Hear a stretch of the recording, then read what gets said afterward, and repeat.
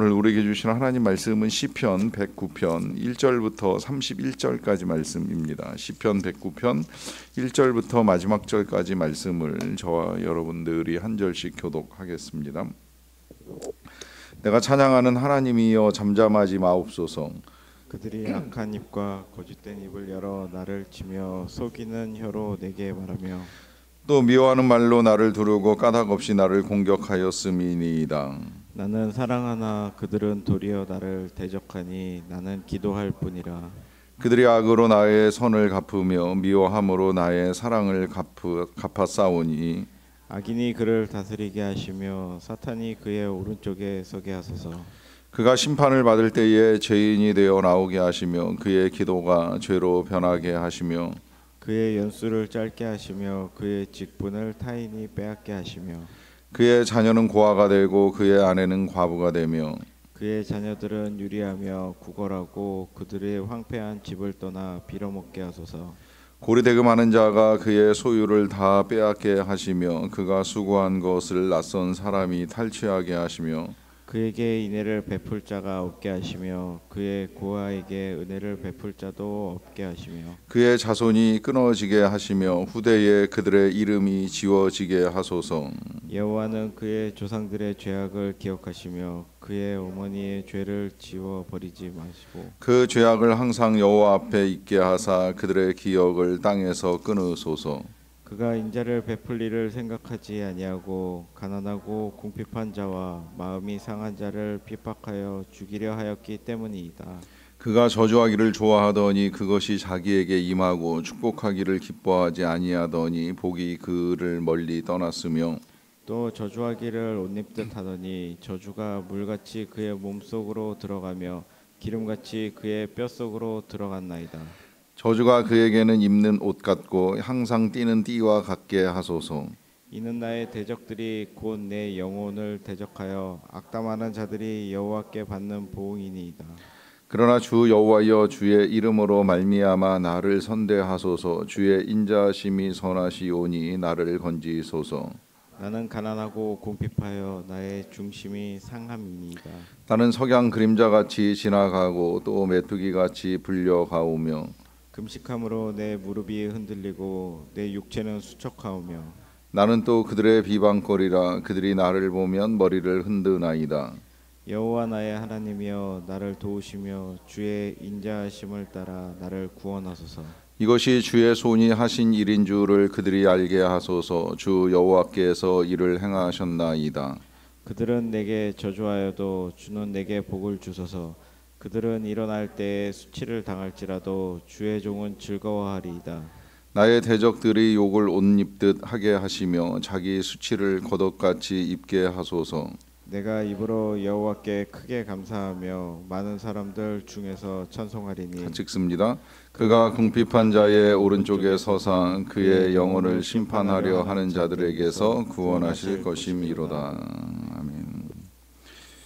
우리가 서로를 축복하는 찬양 가운데 당신은 하나님의 언약 안에 있는 축복의 통로라고 하는 찬양이 있습니다. 아주 정확한 표현입니다. 우린 축복의 통로로 이 세상에 태어났습니다. 그래서 하나님께서 우리에게 주시는 복과 은혜를 우리 자녀들에게나 또 배우자에게 그리고 이제 교회에서 만나는 사람들 더 나아가서는 세상에 흘려보내는 축복된 인생으로 살아가는 것이 맞습니다. 때로 우리가 이제 이것을 잊어버리고 살아가기 때문에 찬양을 통해서라도 우리가 축복의 통로요, 사랑의 통로요, 또 은혜의 통로라 하는 사실을 잊지 않고 살아가도록 합니다. 그런데 그렇게 축복의 통로로 지음받은 하나님의 백성들에게 있어서 저주가 나오게 되고 진노가 나오게 된다라고 하는 사실을 받아들일 수 있을까요? 분명히 예수님은 우리에게 축복하라, 너희를 악하게 대하는 자들까지도 축복하라, 그래서 선을 악으로 이기라 하고까지 말씀을 하셨는데 과연 이 축복이 가능할까요? 심지어 전도를 하러 마을에 들어가면 거절당할지라도 그 마을을 향하여 축복하고 또 그래서 그들이 받을 만 하다면 받을 것이요 그렇지 아니하다면 이제 너희에게로 축복이 돌아올 것이다라고 하면서 축복을 당부하셨습니다. 이런 이제 주님의 메시지 또 바울의 서신들이 우리의 기억에 남아 있다 보니까 그리스도인이 나쁜 말을 입에 담는다, 누군가를 저주하는 말을 입에 담을 수 있을까, 이제 이런 의문을 갖게 됩니다. 오늘 본문도 뭐 동일한 내용을 보여주는 부분이 있다고 할 수가 있겠는데요. 17절부터 조금 읽어 나가다 보면 그가 저주하기를 좋아하더니 그것이 자기에게 임하고 축복하기를 기뻐하지 아니하더니 복이 그를 멀리 떠났으며 또 저주하기를 옷 입듯 하더니 저주가 물같이 그의 몸속으로 들어가며 기름같이 그의 뼛속으로 들어간 나이다라고 하는 이런 말씀들을 통해서 지금 이 시인의 대상이 되는 누군가가 저주를 입에 담고 살다가 결국은 그것이 자기에게 돌아오는 일을 겪게 되었다는 거예요. 그래서 그것이 옷 입는 것처럼 심지어 이제 몸속으로 뼛속 깊은 데까지 들어갔다고도 하고 있고요. 이런 이제 일들을 겪는 그의 이 모든 것들이 결국은 악담하는 자들이 여호와께 받는 보응이다라고까지 말을 하면서 저주하는 자가 어떤 일을 겪게 되는가 하는 것을 우리에게 잘 보여주고 있습니다. 하지만 이건 부분이라고 말씀을 드렸고, 사실 오늘 시는 처음부터 이렇게 읽어 나가다 보면 과연 다윗이 이런 말까지 했단 말이야 라고 하는 의문이 들만한 표현들이 한두 가지가 아니에요. 한 10절 가까이 이제 이런 말들을 쏟아내는데요. 예를 들면 6절 같은 경우에 악인이 그를 다스리게 하시며 사탄이 그의 오른쪽에 서게 하소서라고 하는 말도 하고요. 그가 심판을 받을 때 절대 이제 의롭다 판단 못 받고 죄인이 되어 나오게 하시고 그의 기도가 죄로 변하게 해달라라고 하는 말을 합니다. 잘못된 기도를 드리게 된다라고 하는 이제 요청을 하는 것이라고 하겠죠. 그의 연수를 짧게 달라고 하는 것은 이제 곧 죽게 달라는 말이나 다름이 없고요. 그의 직분이 무엇이든지 만약에 그게 사울왕이라고 한다면 이제 그 직분을 타인이 빼앗게 달라라고 하는 요청이 될 수도 있겠고요. 그 다음부터 이제 더 끔찍한 저주가 이어집니다. 그의 자녀는 고아가 되고 그의 아내는 과부가 되고, 그러니까 그 사람 빨리 죽여서 자식은 고아를 만들어주고 부인은 과부가 되게 해달라는 거예요. 심지어 이 자녀들 10절에는 이렇게까지 말해요. 그의 자녀들은 유리하며 구걸하고 그들의 황폐한 집을 떠나 빌어먹는 인생들 되게 해달라라고 하는 것입니다. 그리고 이제 나머지 재산이 있다면 고리대금업자가 소유를 다 빼앗고 아니면 낯선 사람에 의해서 다 탈취를 당하게 하시고, 그래서 빈털터리가 되고 난 다음에도 그에게 인애를 베풀 자가 없게 달라고 하는 이 요청을 하는데, 이 인애를 베풀지 못하는 걸 그의 자녀, 고아된 자녀들까지도 은혜를 받지 못하게 하시고, 이제 여기서 더 나가면 그의 자손이 그냥 완전히 끊어져서 후대에 그들의 이름이 사라져버리게 해달라고 하는 요청까지 합니다. 심지어 여기서만 또 끝나는 것이 아니라 그의 어머니의 죄, 조상들의 죄도 지우지 마시고 하나님 다 기억하시고 이 죄값을 반드시 톡톡히 치르게 해 주십시오라고 하는 간구를 드리고 있습니다.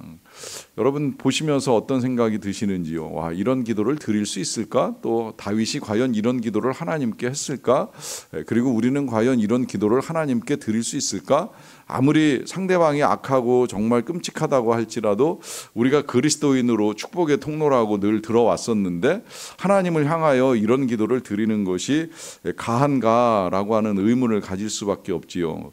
자, 그렇다고 한다면 다윗은 왜 이런 기도를 드렸고 이것이 시가 되어 오늘 우리에게 성경으로 남아 있을까요? 일단은 이 상황을 좀 이해하기 위해서 본문 안에서만 다윗이 처한 상황을 이제 조금 봤으면 좋겠는데요. 일단 2절을 보시게 되면 그들이 악한 입과 거짓된 입을 열어 나를 치며 속이는 혀로 내게 말한다라고 하는 말을 합니다. 일단 거짓에 의해서 고통을 겪고 있는 모습을 볼 수가 있겠고요. 뿐만 아니라 이제 미워하는 말로 나를 두르고 까닭없이 나를 공격하였음이니이다라고 하는 이 말을 통하여서 누군가에게 이제 부당하게 공격을 당하는 상황이라고 여겨지는데요. 그러다 보니까 이게 지금 사울에게 당하는 일인지 아니면 뭐 압살롬에게 당하는 일인지 그 밖에 이제 워낙에 원수가 많았다 보니까 이제 누군가에 의해서 큰 고통을 겪고 있는 상황이다라고 하는 것을 알 수가 있겠고요. 심지어 5절에서는 그들이 악으로 나의 선을 갚으며 미워함으로 나의 사랑을 갚았다라고 하면서 이제 그가 호의를 베풀었음에도 불구하고 그 호의를 악의로 갚는 사람들 때문에 이제 고통을 겪고 있는 것을 우리가 볼 수 있습니다. 그렇다고 한다면 이러한 상황 속에서 저주가 가능한가? 심지어 이제 나는 사랑하나 그들이 도리어 나를 대적하니 나는 기도할 뿐이라라고 하면서 실제로 이것은 기도가 되어서 하나님께 올려드렸던 간구라고 볼 수가 있겠는데, 얼마나 힘들면 이제 이렇게까지 말을 할 수 있을까 하는 이제 의심이 들 정도입니다. 그런데 이제 그런 상황은 여기서 끝나지 않고요. 22절에 넘어가서 보시게 되면 나는 가난하고 궁핍하여 나의 중심이 상합니다. 또 나는 석양 그림자같이 지나가고 또 메뚜기같이 불려가며 금식함으로 내 무릎이 흔들리고 내 육체는 수척하게 되었다라고 하는 말을 합니다. 자, 이 석양이라고 하는 것이 아름답기는 하지만 이제 금방 사라져버리고 이제 흑암이 찾아오지요. 지금 다윗은 이제 자신의 인생을 그런 석양에 빗대는 거예요. 이제 곧 사라져버릴 이제 이 아름다움이고 곧 어둠이 닥치면 정말 존재 자체가 사라지는 것 같은 흑암 같은 인생이 다가오지 않을까라고 하는 이런 불안감 속에 이제 호소를 하고 있습니다. 특히 이 가난하고 궁핍함에 대해서 이 말을 하고 있는 것은 금식함으로 내 무릎이 흔들린다, 뭐 육체는 수척하다라고 하는 말씀을 하시는데, 제가 봤을 때 이 금식은 이제 기도하며 드리는 금식이 아니라 정말 실제로 이제 먹지 못하는 상황에 놓여서 갖게 되는 굶주림이 아닐까, 이제 그렇게 생각이 되는 거예요. 거기다가 지금 이제 메뚜기 같이 불려간다라고 하는 것인데, 마치 메뚜기가 이리저리 뛰어다니면서 음식을 찾는 것처럼 다윗은 이리 피하고 저리 피하면서 결국은 이제 먹을 걸 구하기 위해서 애쓰다가 때로 먹지 못해서 굶주리고 배고픔 가운데 고통을 호소하는 모습이라고 볼 수가 있습니다. 그러하기 때문에 자신의 삶이 한없이 초라하고 비참하고, 그래서 자신을 보는 사람들이 비방하며 머리를 흔들 정도가 되었다라고 하는 말도 하고 있습니다. 이런 상황이기 때문에 자신을 이렇게 만든 누군가를 향하여 이제 저주를 쏟아 부을 수밖에 없는 상황이라고도 볼 수가 있겠는데요. 여전히 그렇다고 해서 이렇게까지 상대를 향하여 악한 말로, 그가 실제 이제 생각해 보면 다윗과 다윗에게 가해하는 사람과의 차이는 뭘까?